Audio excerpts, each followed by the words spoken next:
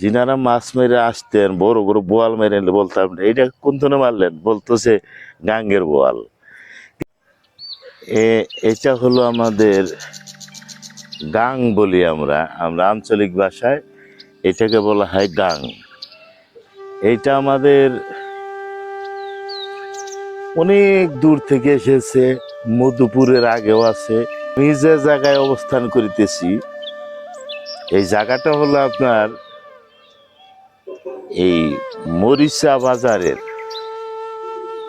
মরিচা বাজারের পরে আওলাতুল নামে যে জায়গাটা পরিচিত। এই আমার সামনে যে জায়গাটা আছে এদিকে হইলো আওলাতুল।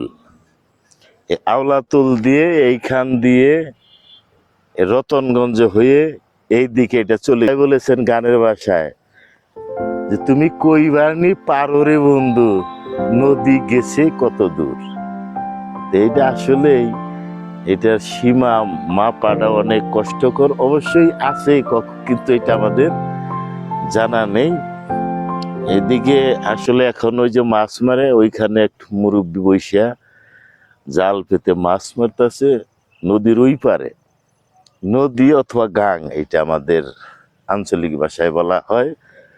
এখন এটা এইখানটাতে কিছু নৌকা বাঁধা আছে। এই গাঙ্গে আমরা যে মাছ মারতে এসেছি বোয়াল, বড় বড় শৈল, গুজা এগুলো বলতো।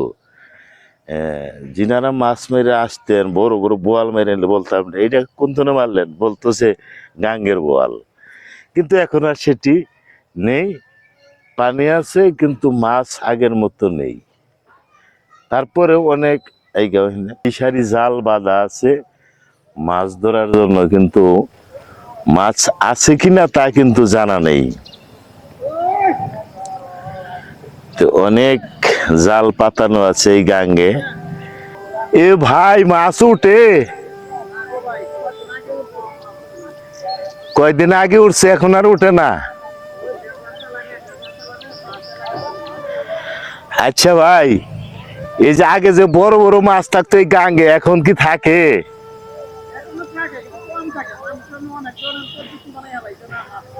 হ্যাঁ, মানে আগেকার মতো এখনটা নাই।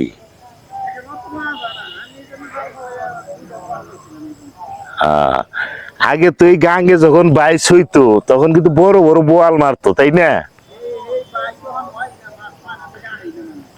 মানে আগের মতো মানুষ মাছ ধরার জন্য আসে না, মানে মাছ নাই বিদায়।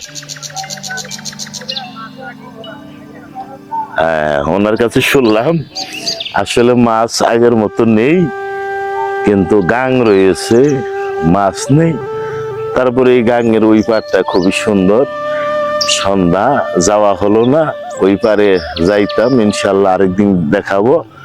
সে পর্যন্ত সুস্থ এবং ভালো থাকুন, সবার জন্য দোয়া রইল। আল্লাহ হাফেজ।